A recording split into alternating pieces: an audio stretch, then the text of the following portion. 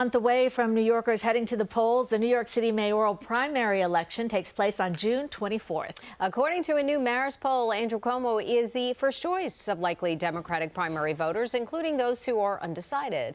So Mandani is trailing in second. Joining us now is political reporter Nick Reisman. Welcome. Thanks for having me. So what's your reaction to those latest numbers, and what is driving this support for Andrew Cuomo?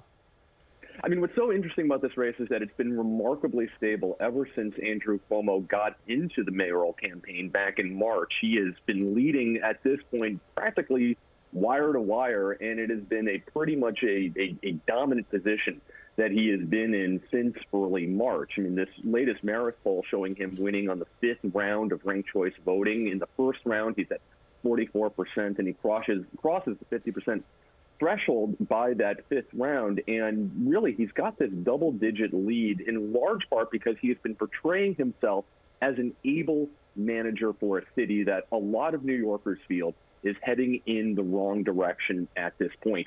He also, quite frankly, has a famous name. He was governor for 10 years, and that is something that he is trading on as he's running for mayor right now, especially at this point in time in New York City history. So Nick, Mandani is polling second. What's his message, and who is he appealing to?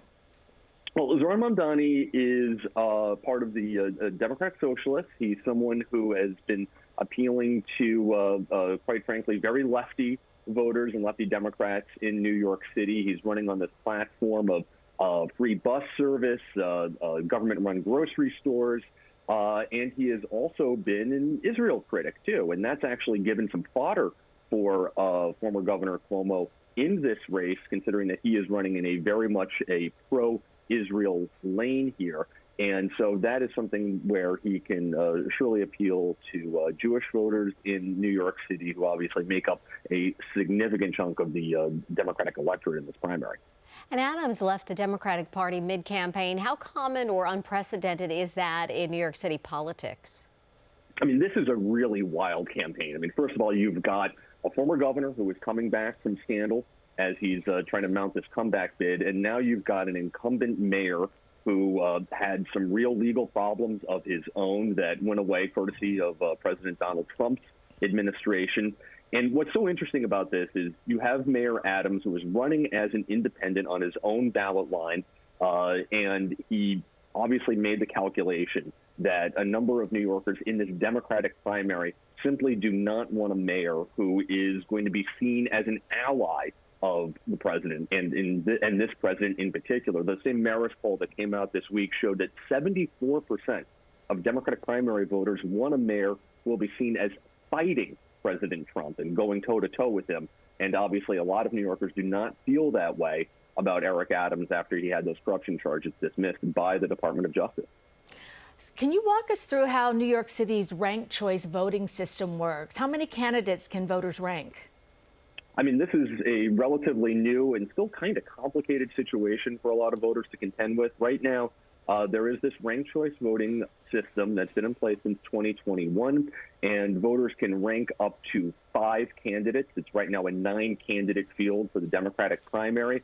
And the lowest ranking candidates are eliminated as the rounds go on, and then their votes are redistributed. Now, there is an effort from some of the more left-leaning candidates in this race to encourage voters to not rank Andrew Cuomo at all, so he does not benefit from ranked choice voting. It's not clear how many number 2 choices Andrew Cuomo is actually going to be getting in this race, so it's something that could benefit some of the lesser-known candidates, including City Council Speaker Adrienne Adams, who actually does quite well in this poll, relatively speaking, considering she got in the race late. So that does provide something of an X factor for some of these candidates who are not named Andrew Cuomo in this race. And are there any other independent or Republican challengers we should be watching here? Well, obviously, the person to keep an eye on is Guardian Angels founder Curtis Sliwa, who is going to be the Republican nominee for mayor. And typically, we have seen Republican candidates in recent election cycles get about 30 to 35% of the vote share in the general election. Now, if you are going to have a very crowded general election in November that includes, say, a Democratic nominee, a Working Families Party supported candidate, Mayor Adams on his independent ballot line, and then a Republican like Curtis Sliwa, someone who gets about a third to 40% of the total vote share, they could be the next mayor ultimately. So in many respects, a lot of people in politics right now are describing that general election as a jump ball. All right, Politico reporter Nick Reisman. Nick, thank you so much for joining us. Good to be here.